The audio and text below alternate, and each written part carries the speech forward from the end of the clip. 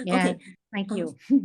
OK，so 好，那我们时间也差不多了，然后我们现在就开始我们今天的这个由我们北大建筑与景观设计学院然后主持的这个设计前沿论坛的一个讲座。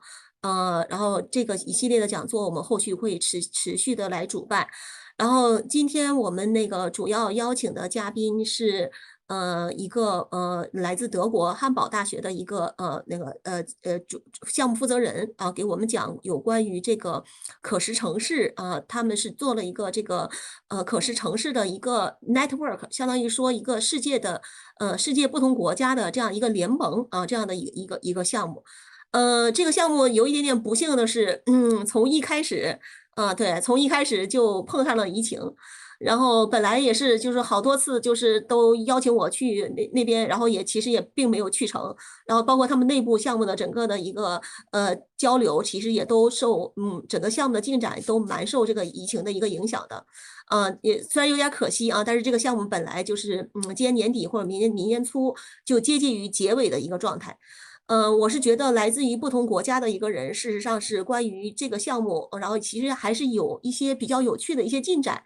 而且是它这个项目整体而言是在这个 NBS 这个就是自然解决方案的这个大的背景下去探讨这个可视景观的非常多的研究方法，然后以及研究思路，我觉得对于中国的很多方面的一些相关的研究，或者说哪怕是对于这个可视景观本身也是具有非常多的借鉴意义的所以我们今天就特意请了这个项目负责人今天来给我们做这个讲座。然后除此之外，我们今天还邀请了来自山东大学的王鑫，对吧？然后他你好，黄老师你好。对，那个王鑫我也是来自于德国的一个博士对吧？也是德国毕业的是吧？然后之前也做了非常多的相关的类似的一些可视景观的一些研究就是对这个题目本身也不是很陌生，并不陌生所以邀请王鑫作为我们主要的点评嘉宾之一另外一个点评嘉宾就是我们黄斌林，你好，对，对，黄斌林是我们草图设计的一个创始人，然后前段时间刚刚大家知道他做了非常多的这个社区公园社区花园，然后前段时间刚刚上了一条大家已经他做了非常多的工作，事实上是跟这个可视景观跟社区花园都密切相关所以我们今天很有幸我们邀请到了就是两位嘉宾来对我们的今天的这个报告进行点评这就是一个今天的一个报告的一个大致性的一个情况然后OK Ina, I just briefly introduce the purpose of this lecture today. I let you just briefly for you to know. So today I invite two people to have a brief discussion with you into this topic. One is Xin Wang. Did you see her? You mean Xin Wang? Yeah. Well, just say hi to Ina. Yeah. Hello, Ina. Yeah. Nice to meet you. Nice to meet you. Yeah. She graduated from Germany. Yeah. I think she finished her PhD in Germany and working with edible landscape. Yeah. Similar topic Yes. with you. Yeah. Yeah. And then nice we have another designer, Binling Huang. Yeah. Just say hi to Ina. Yeah. Yeah, he graduated from Peking University. Yeah, he graduated from Peking University, and he works a lot into community gardens. Yeah, recently, in China. Yeah, in different places of China. Yeah, has been very successful. Yeah, so these two guests will have a further discussion with you after your talk. Okay. Yeah. Okay. Before your lecture, so let me briefly introduce Ina. Okay. Ina holds a master's degree in geography and also in biology, and a PhD also in ecology. She works as assistant professor and began leading the research group on multifunctional landscape in 2014 at TU Berlin, and then shifted in 2018 to the Integrative Research Institute on Transformations of Human Environmental System at Humboldt University. Ina conduct and supervise research on urban and landscape ecology, land use change, sustainable use of resources, and environmental pollution with a special focus on developing concepts for multifunctional, biodiversity-friendly, and healthy landscape. She currently leads many research projects, including EdCityNet. The project we're gonna have a lot of discussion today about Edible Cities Network, integrating edible cities solution for social resilience and sustainable productive cities. And also some other projects, including rural futures and also healthy living, strategical planning of residential greenery for a future-proof city. Today, she will share with us her recent research findings, co-creation of multifunctional resilience and a healthy landscape, lessons learned from edible cities and beyond. Welcome, Inna. Yeah, we are looking forward to your lecture. Thank you, Zhifang, for this nice introduction, and thank you all for sharing this morning in Berlin with me. I'm really happy to share some insights from our research. And it's not only about edible cities, but you will see we focus on multifunctional landscapes. I just start, yes? Yeah, you just share your screen and start, yeah. Yes, this is my outline. I will explain a bit what I understand under multifunctional landscapes, then a short introduction into the topic of nature-based solutions that is quite often used currently in Europe. Then I come up with some topics on air quality, water quality, nature-based solutions on our doorsteps, and then we come directly to the edible city solutions, which are socially inclusive nature-based solutions. Then I share with you some of our experiences in the EdCityNet projects with communities of knowledge, practice, and cosmologies. And within the talk, we will have already some lessons learned that are marked with these question marks. And at the end, I have some conclusions. So this is what I want to share with you today.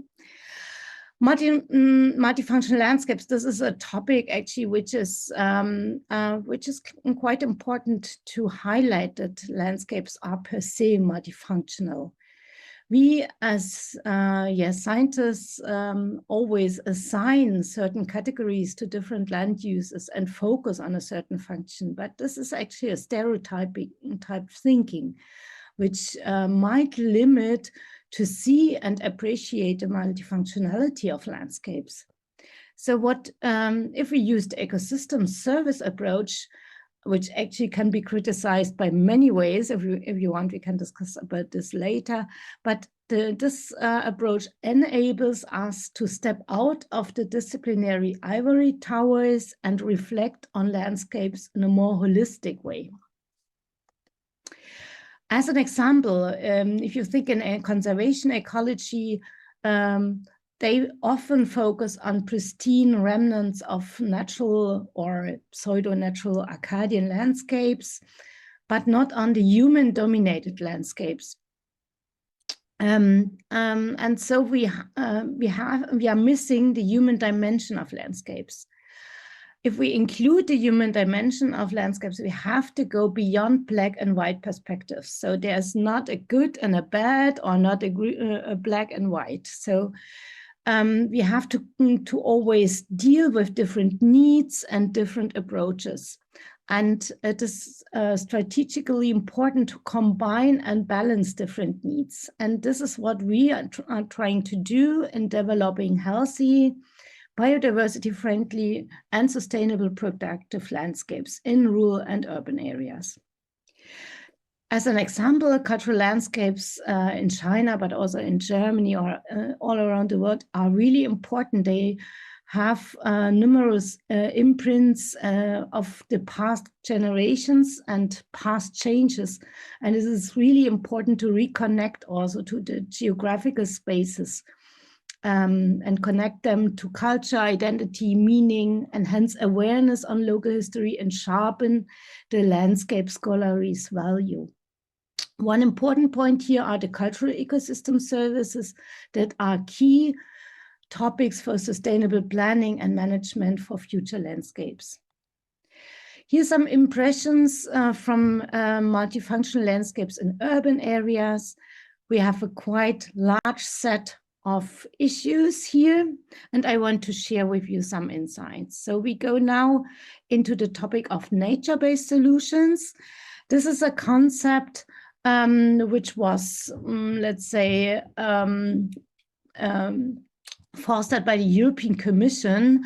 Nature-based solutions are cost-effective solutions that are inspired or supported by nature. And they provide, of course, different benefits, environmental, social, economic benefits. And yeah, we have always to deal with transdisciplinary research in design and with design and implementation. So we have an integrative, systematic approach. I will share with you the slides later, so then you can have also all the literature that I'm using here. Here are some examples of urban nature-based solutions. You know, maybe the parks, then the green facades, the green in streets and on roofs.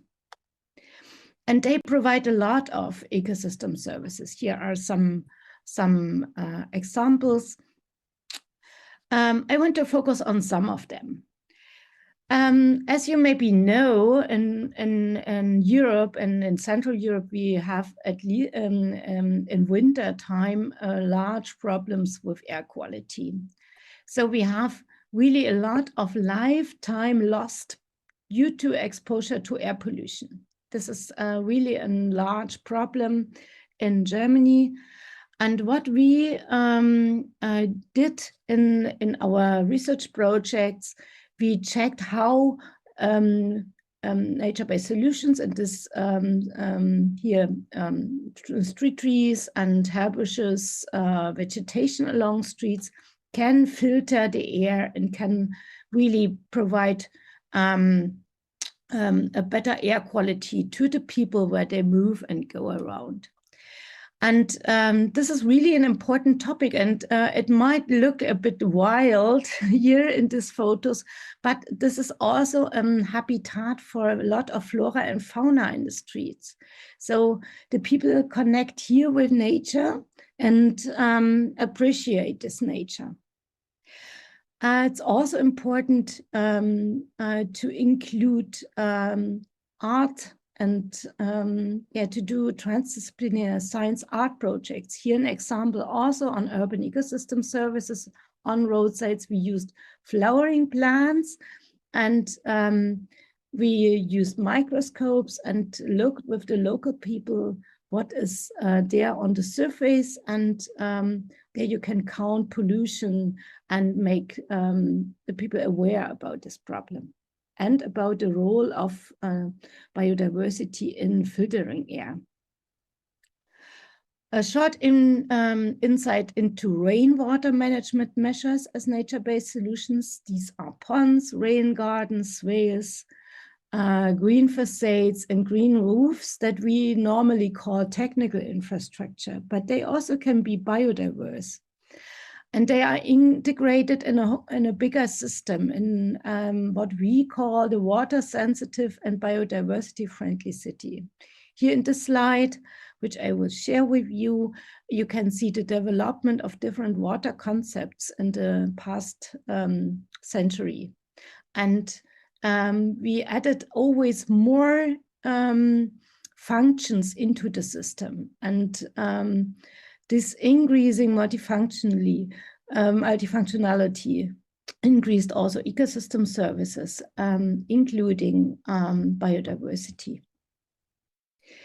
Why it is important to have not just green cities, but it's more important to have biodiverse cities. We have a lot of data in the scientific literature which shows that biodiversity supports ecosystem services. Biodiversity makes happy. There are data on this, that people feel better. but the people also feel more healthy, and in fact, also the environment is more healthy. And it's important to enhance biodiversity where people live and work to close the gap of the extension of experience, so to reconnect the people with biodiversity and nature. And of course, biodiversity can be very attractive. So people appreciate this. And this can be enhanced with different measures to enhance the biodiversity potential of these rainwater management measures, to increase habitat services. And there are many nice options for planning management. We also did research on this that I want to share with you. Important is that we can shape biodiversity by planning and design, which is also important for edible landscapes. With small-scale intervention, we can optimize the impact by contextualization within the urban matrix. So we have to identify target areas, species to enhance connectivity, and we have to overcome architectural restrictions and regulations, which are often obstacles to the design and installation of these measures. As an example, from the German bureaucratic reality, we have standard design and seed mixtures for this whale you can see on the left, which means that there are normally less than 10 species. But we have in the standards, in the Berlin standard, technical standards for this infrastructure, more than 60 different rules. And these are limiting also the standard for greening.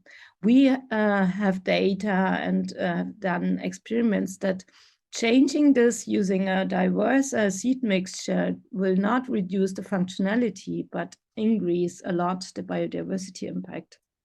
So we have to shape biodiversity by interventions. So with enhancing disturbance and habitat diversity, for example, with mowing or inserting dead wood, etc. This can be done with good biodiversity impact without reducing functionality. So what we can do is combine human activities and biodiversity friendliness without restrictions.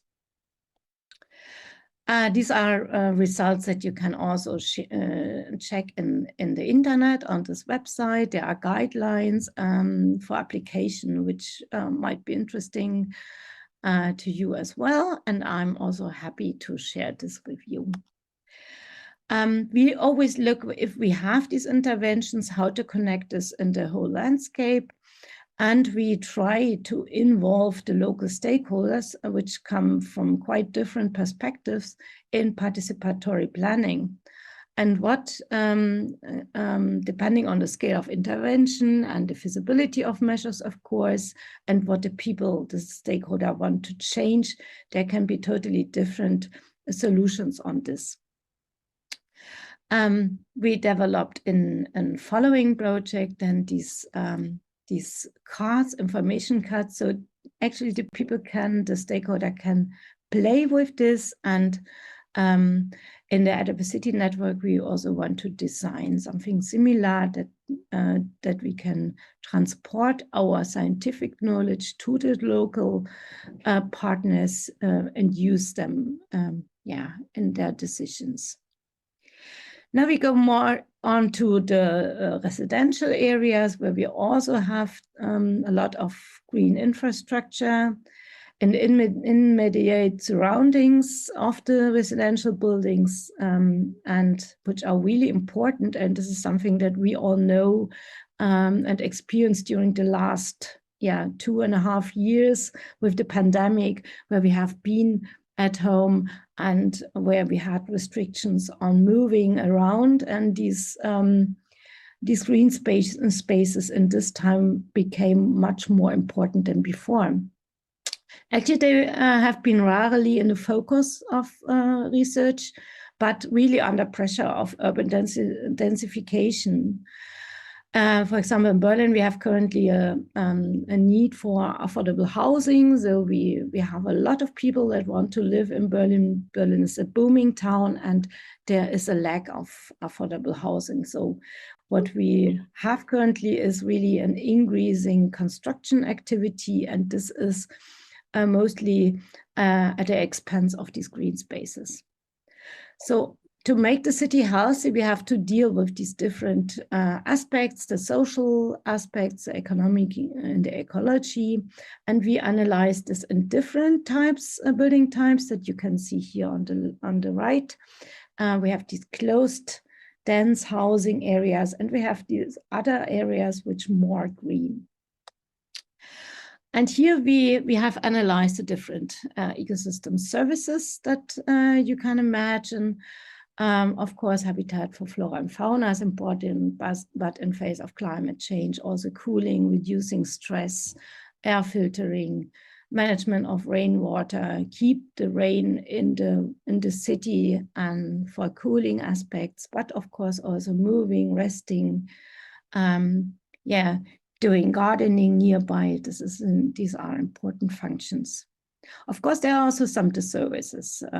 We were really surprised that we have a lot of plants in this area used that have an allergic impact for humans, and this was not considered. The same as we found many plants that are in a certain way toxic for kids on playgrounds. So there are a lot of things in plant using that should be considered and rethink in the future.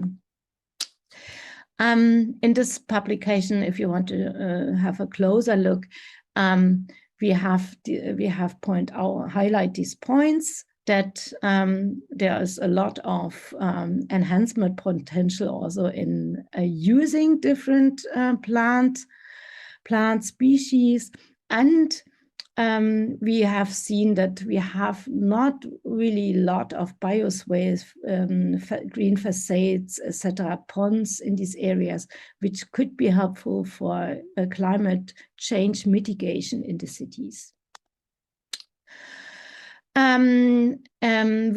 We did this, luckily this research, we started with this research before the pandemic.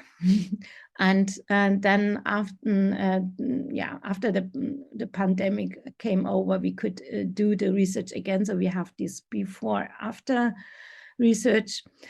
And we observed that at least in Berlin, the residents, they visit more often the residential greenery than the public parks. And the people feel really attached to the place due to this green structure and less to their neighbors, something interesting. And then, we also looked on different perspectives on these green spaces. Very important, of course, also during the pandemic, but also for people that are not so mobile, for elderly people, is the view out of the window. And this is quite different from the perspective from the ground. And this is a perspective that the planners often not consider, what the people really look at when they look out of their window. And some short highlights from a study after 6 months of pandemic from the summer 2020. There the people really, for the people, these residential communities have been really a refugia during the COVID pandemic. The park visits increased, but also the appropriation of residential greenery was really enhanced. The people used these spaces to meet neighbors, to do sports, and the active users were dominating.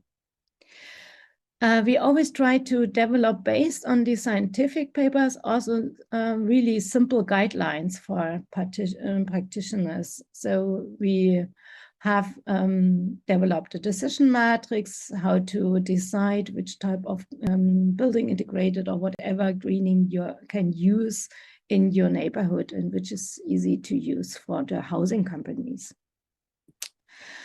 And we are already nearby the social aspects and social services of these nature-based solutions. And here we can exemplify this in the EduCityNet project, where we have the main topic, the main mission really on social impacts on the social dimension of nature-based solutions.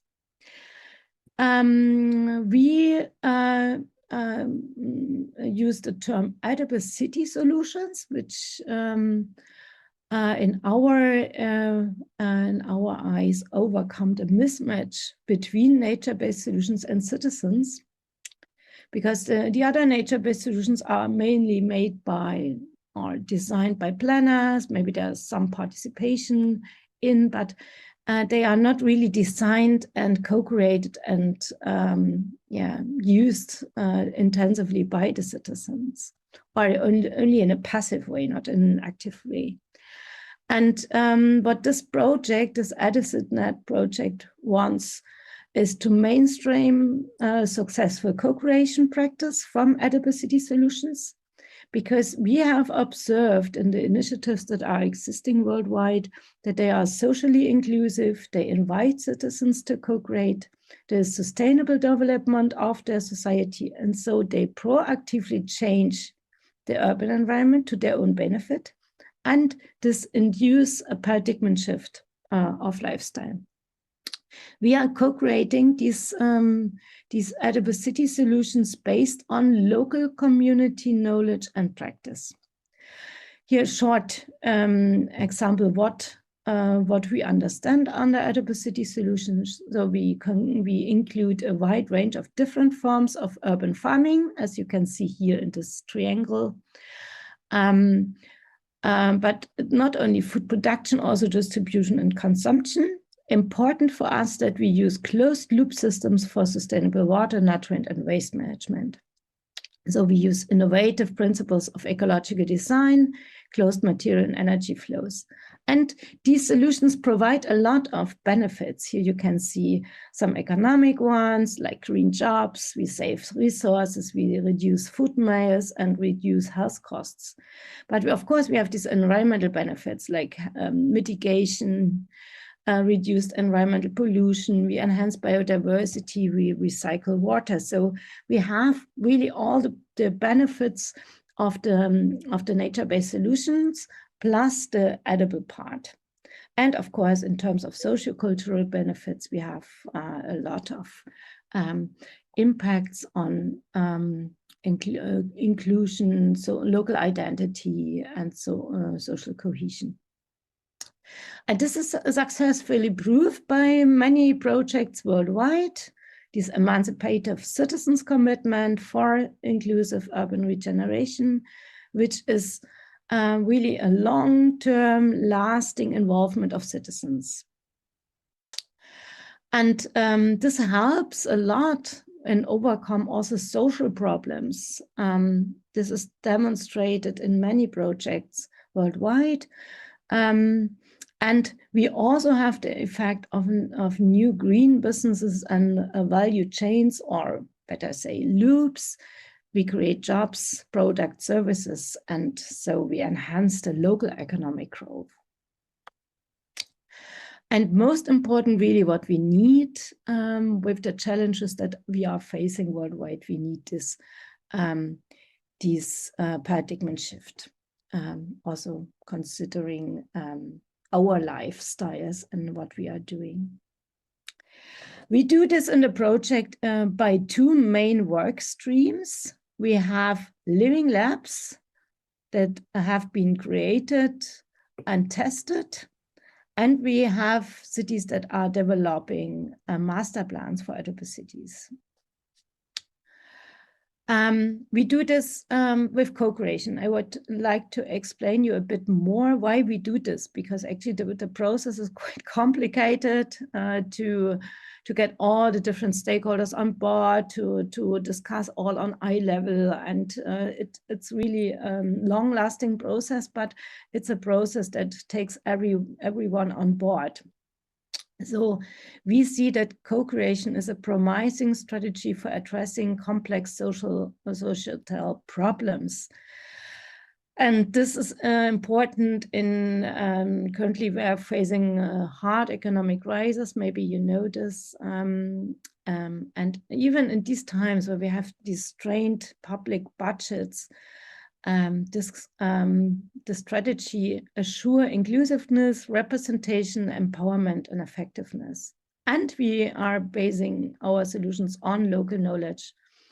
We have multiple actors involved, and they navigate change and uncertainty, and we have a lot of knowledge to deal with this. Inclusive participation of citizens expands the scientific and administrative knowledge and literacy within the urban society. So we have a type of collective learning process which drives innovation. And in this sense, it's really in lessons learned from our project that we need to counteract this expert dominance, because in the society, the people know much better their places, and there's a lot of knowledge and literacy that we can use for solving these complex problems that we are facing. So what we are discussing in with other projects in the European Commission is if co-creation can be a complementary governance process for city making in general, but also for city transitioning, for example, to a greener city, to a more edible city, to a healthier city. So this is linked to experimentation, innovation, and collaboration. And we use this term of the community of knowledge and practice very often in this sense. So it's a new type of urban science or science of cities with citizens.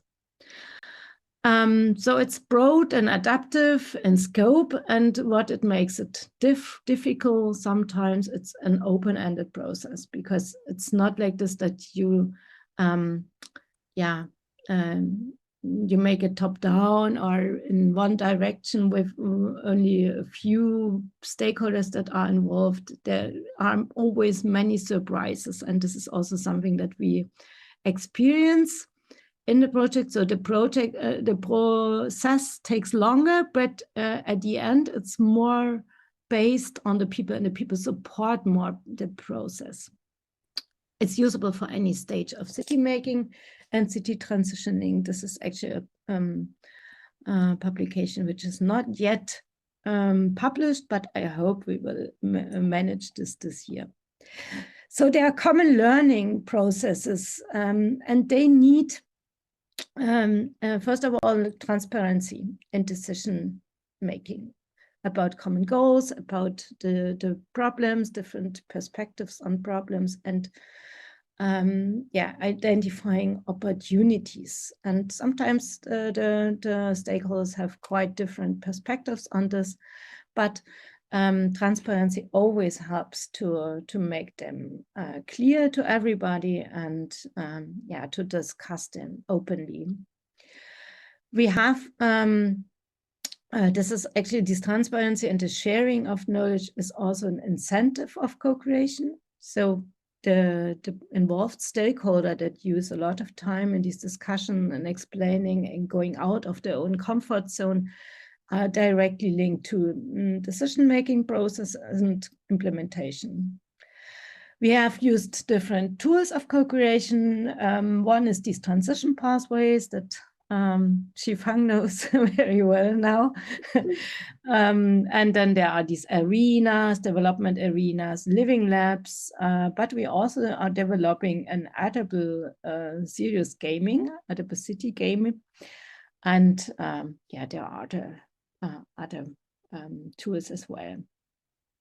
You can visit our website actually and have more information on this. The living labs, these are demonstration projects on the technical readiness level 7 to 9. This is an EU wording, let's say. So we are really implementing and using this in reality. And what we are doing is checking if really we are meeting our goals. And what was an important lessons learned from the Living Lab is that it is really important to strengthen an existing project and process. So it's better to scale things, scale deep, scale wide, scale across, better than starting from scratch. So this is also something that we did in our cities. So we enhanced an already existing process and project. So this is always really a lesson learned, very important to make this connectivity to what is already there in the place. We have totally different governance models in general in our European projects. There are some that are governance actor-led models, so really the government is the primarily responsible, and there's a certain type of stakeholder engagement, participation, or participatory budgeting. And on the other side, here on the right side, you have this non-governmental actor-led model where really the private sector or the community organizations are the lead actors, and the government is taking a supportive role. There are many pros and cons for every part of this type of governance model. There's also a publication on this where you can have a look later on, a closer look. I will share this as well. And master planning cities, let's say the cities that are experimenting with transition pathways, we have simple 3-step methodology. We define the status quo of the system.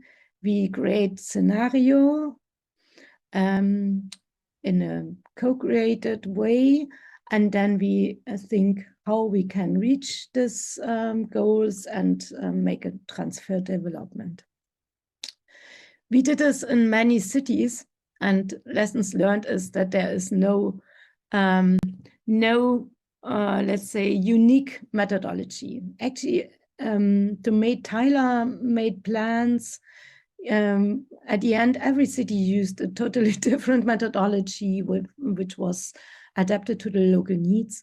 And also here we had a lot of co-created local methodology that were generated during the project. Important is for all these city teams, these communities of knowledge and practice. We have these 13 open and participatory city teams with actors of all levels. So there are people, city administrators in these city teams. There are planners, members of local NGOs or businesses, but also citizens. And here the collective learning process leads to a comprehensive and co-developed knowledge base with contributions from theoretical and practical context. Here in this map, you see the cities that are participating in the project.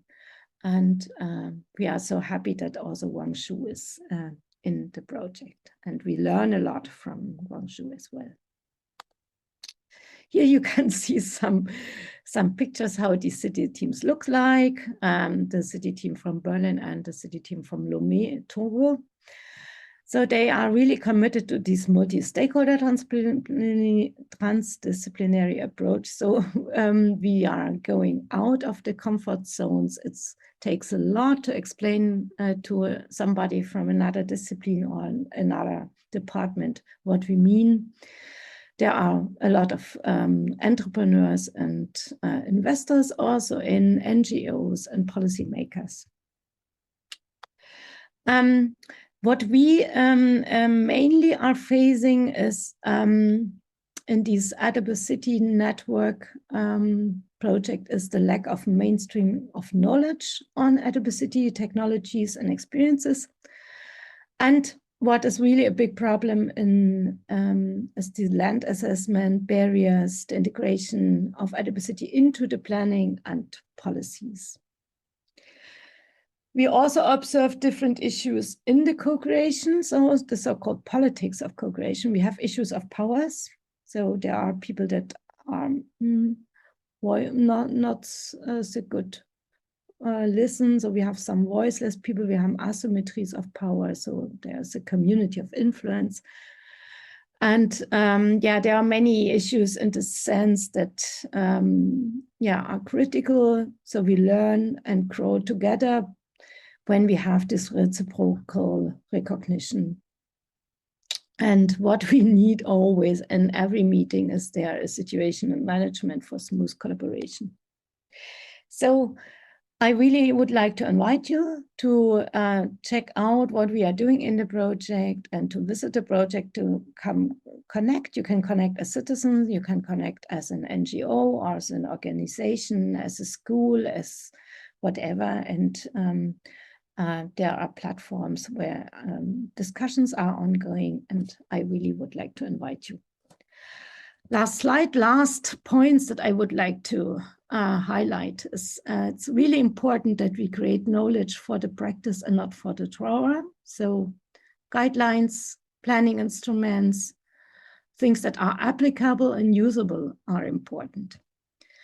Then 1 + 1 is sometimes more than 2. So it's really important to expand perspectives and horizons and to look what others are thinking that maybe you are not familiar with or you don't know. But really this is a benefit for everyone. And what I didn't highlight it in this talk, but what I also do in some of my projects and which is really a good topic is opening up new knowledge fields with citizen science. We are doing this with schools, and we see this as a big benefit for the future because we encourage a participatory and emancipatory generation of knowledge with kids that will be our curious scientists and informed citizens of tomorrow. Yeah, this was some of these insights. I will share these slides and the literature with you. And of course, this is only possible to do this with a big team and with a lot of funding, of course, from different institutions. So thank you for your attention. I hope I'm not so far beyond the time. No, you're okay. Yeah. You are, yeah. Okay. Thanks, Ina, for this interesting lecture. I think that your focus on multifunctional landscape through the process of co-creation and also citizen science is very interesting. And also, I think this is also potentially one ongoing trend in China during our urban renewal process. Okay, so then right now let's welcome our guest. Okay, let's welcome our guest to have a brief conversation with Ina. Who wants start first? Yeah. Maybe me? Okay, yeah. Hello, Ms. Sämuel. Thank you very much for your inspiring and wonderful lecture. And thank you very much for sharing us the fantastic cases and the recent research about the urban nature-based solutions. Especially, finally, you shared us how to make an co-create edible city. It's very interesting. Actually, these cases in the research remind me of my learning experience in Germany. Since 2010, I have visited many projects in Germany. Many projects, especially those projects about edible landscape. For example, I have visited the Prince Garden in Berlin, and also the community garden in the Tempelhof Airport, the abandoned airport in Berlin, and also some guerrilla garden in Hanover. These cases give me deeply impression. And also my colleagues and me have conducted one real project of community garden named Stadtecke Wagenhallen in Stuttgart in Germany, which is a bottom urban gardening project initiated by a group of people on the wasteland adjacent to the abandoned railway station in city center. Through these projects of edible landscapes, I really feel and realize the benefits of edible landscape, just like you introduced us. It's really amazing. For example, in the project of Stadtecke Wackenhalle in Stuttgart, the urban residents together with the designers changed the urban wasteland into urban greening, which not only provides fresh food and flowers for the local community, and also act as a social hub in a central location. In this small world, the urban residents with different occupations from different countries get together. The garden is free, open to the public, and provides a friendly space to grow vegetables, exchange seeds, have a discussion, have a seminar to discuss the future of the community garden. We can meet people and hold a party here. We can read here. We can participate in any number of events, such as watching the World Cup of football match, and even hold a concert. It's really, really amazing. And people who come here can experience the social enjoyment and enjoy the luxury of an open space in city center. Also, the metabolism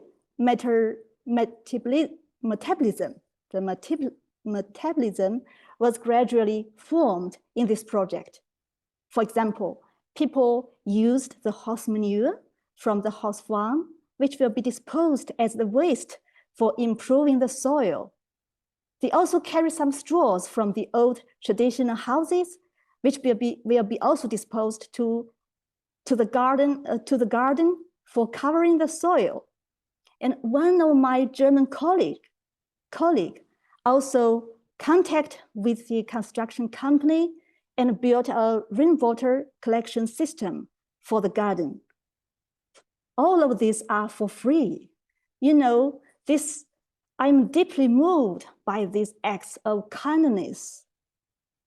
Some people also bring compost made from fallen leaves and food waste as fertilizer. Also, they like to share these knowledges with each other. And 1 year later, one beekeeper started to keep bees here. Bees are very important for the pollination of the plants. And then they provide educational services to the primary school nearby. The students can learn the type of bees and how they work, how they look like. It's really a wonderful community. And for me, I also had a piece of land there. I come to my garden and worked there like a farmer every week.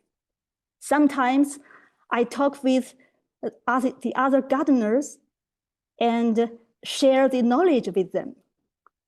Every time when I worked there, all the anxiety was kicked away. So the community garden in Stuttgart is, I think, is one of my best memory about Germany. So I really understand what you have told us. Thank you very much.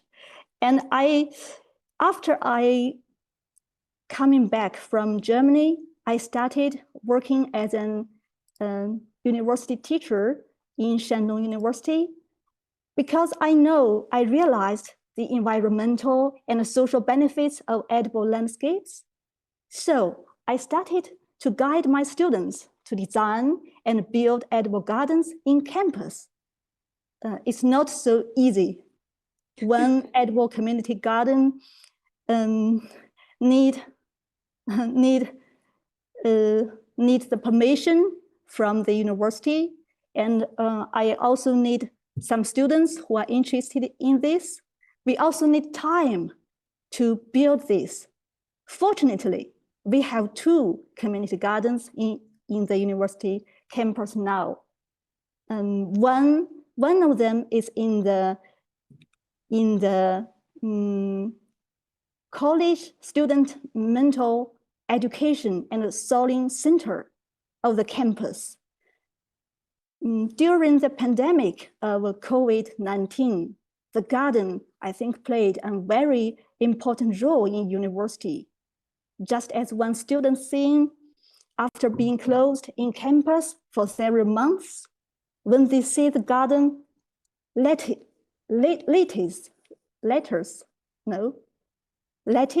coming from the soil, they were shocked, they were moved. And there is a strong feeling that the green heal their hearts. So I think the greening in city is very important to people. Maybe being close to nature is the nature of human beings. Thank you very much for your lecture.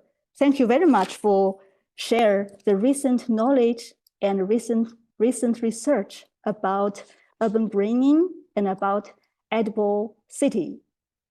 I'm really glad to see you have built one edible city network. I think at the moment in China, some governments have realized the benefits of edible landscape, but I think it is not reached to the urban planning agenda. So I really hope in the future, our Chinese government can also join in the edible city network. Thank you very much. Thank you. Yes, thank you. I only wanted to say, yeah, I totally share your thoughts and your experiences, and I really would like to highlight, to invite everybody who wants to join the network, please come in. We are open to learn from your experiences and your perspectives, and we really want to share this knowledge. And we know really that in the garden you can learn from each other and yeah, have good vibrations with the people. And I really liked your saying with that contact to nature is the nature of humans. Yeah, I totally agree with this. Yeah, Thank you. Yeah, great. Yeah, thank you. Binling, do you want to? Good afternoon, everyone. Good morning, Anna, Ina. Yeah, I'm Binling, the founder of a company focusing on community empowerment named Skectch Action. At present, we have designed and built many community gardens in Shangdong, Wuhan, Beijing. It's very exciting to listen to your speech. So in Shenzhen, a city in southern China, we have built 80 community gardens in 3 years. These gardens are distributed in residential areas, urban villages, streets, and the campus. We used urban corner space to carry our planting and gathering activities. The gardens are designed, built, and operated by the people living around them. As you mentioned in the lecture, the outbreak period, you can't go to far away places. So pay more attention to the nature of the site and neighborhood. Community garden is based on the nature solution first. Rain garden, ecology garden to provide more biodiversity. Through public participation, together closer to the people and nature, people and people's distance. This time is small, the small scale, yeah, as you say, a small scale, so that is easy to participate in. Quick action in Shenzhen. In Shenzhen, 120 community gardens are launched every year, all of which are made by the citizens themselves.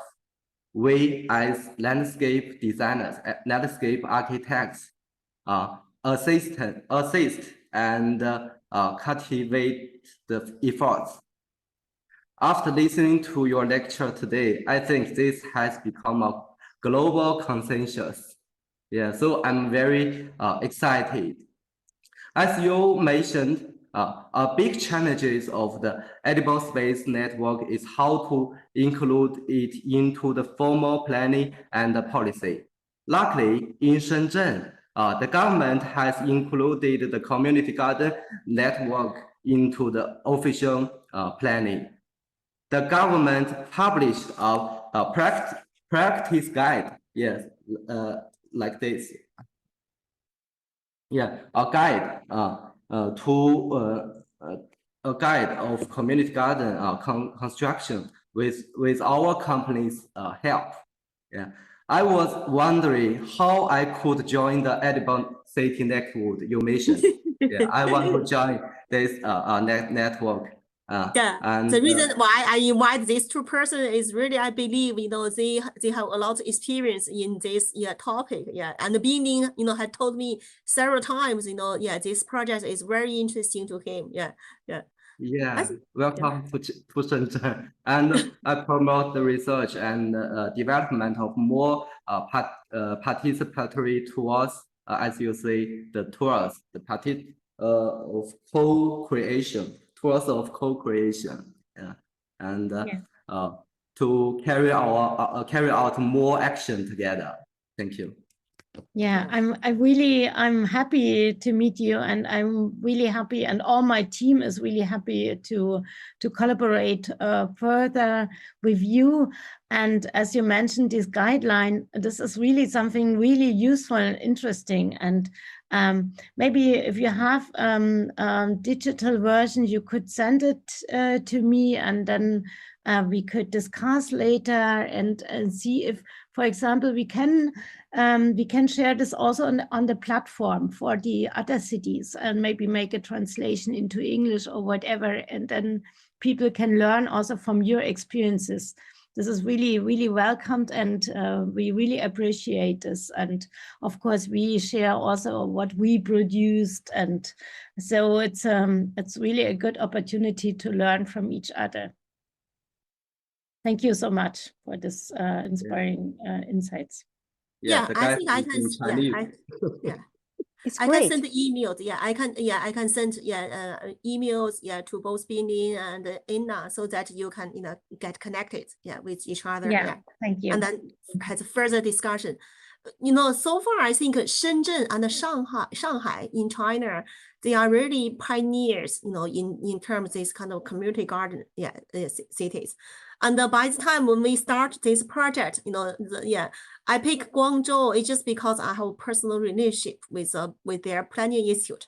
And also by the time Binling, he was not in Shenzhen yet, and not start, with the whole community garden thing, I'm so surprised, and also very proud of Binling's success, in terms of, in just 3 years, he has accomplished a lot in terms of community gardening, in Shenzhen area.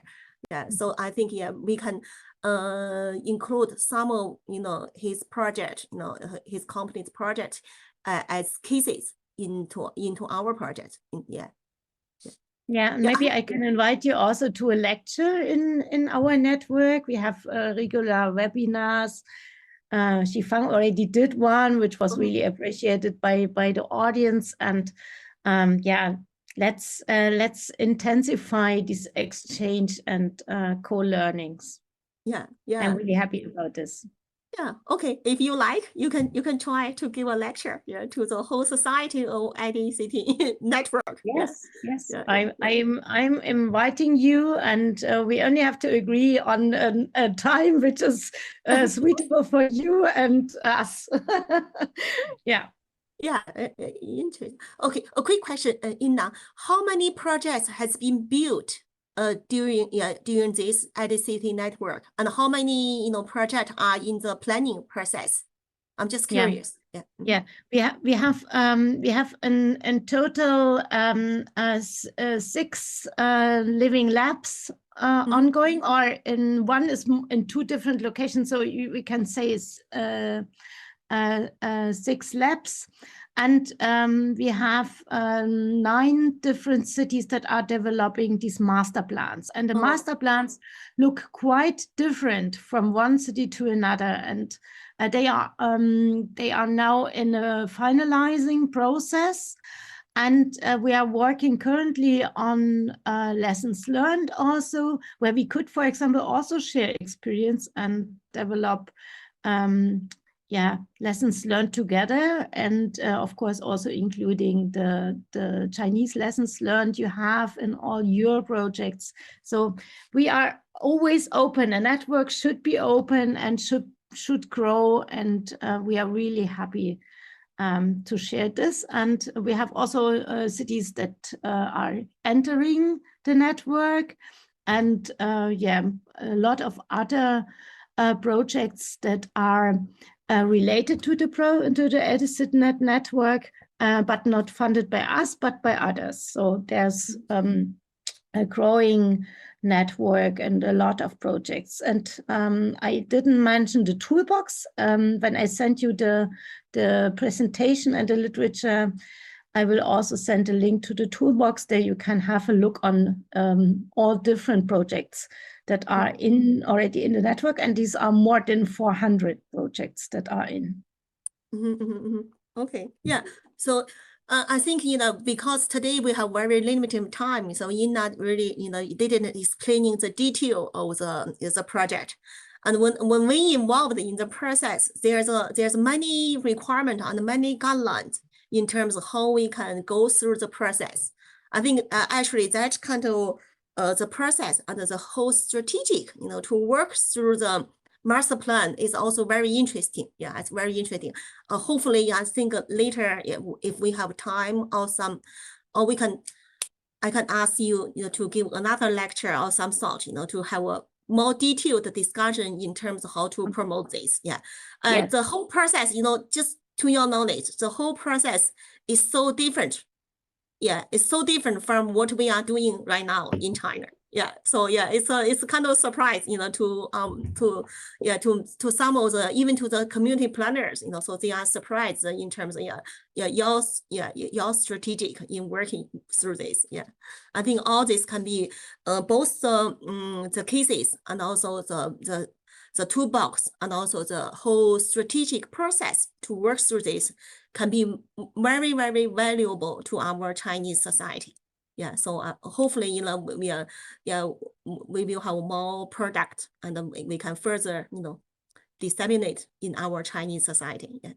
Yeah, I'm really grateful for this, and I would really highlight also we learn a lot with you, with our Chinese colleagues, and really it's really important to communicate and exchange these ideas and experiences, and building a global community of learning and practice and knowledge. And I'm really happy that you are in the project, and I would invite everyone who wants to join. I'm really happy about also what I learned from you, and so for our societies in Europe, it's also really valuable to be in this close contact and exchange. Exactly. Thank you so much. Another quick question. So since this project is ending, so what's going to happen to the platform in the future? we will stay with the platform at IRICIS, at the institute where I'm now based is on transformation of human environmental systems, and has different research focuses. One is food, so one is land, one is water, one is more technical infrastructure. You can see this also on the website. And there would be the platform long time hosted. Okay, great. Yeah, I think that, with the product of this project, there will be more and more people, and also more and more 30 joined the platform. I do believe the network is very, very interesting and also inspiring. Yeah. Okay, great. Yeah, it's already, I told Ina we're gonna finish within an hour, so the time is really, flying. Yeah. So yeah, thanks again, Ina, for this, wonderful, talk, to share with us your experience, in both, EdCity project and also some many other projects, right? Yeah. Thanks very much. Yeah. And looking Thank you, forward to Zhifang, for this yeah. opportunity. Yeah. Thank you. Okay, bye. See you tomorrow. Yeah, we're gonna have See you further tomorrow. discussion Yeah, we have tomorrow. tomorrow. Yes. See you. See you. Thank you. Bye. See Thank you. 好，感谢啊，感谢大家的 Bye. 参 See 与，好， you. 拜。Bye. 有1000个人在线上看。哦，是吗？好的。嗯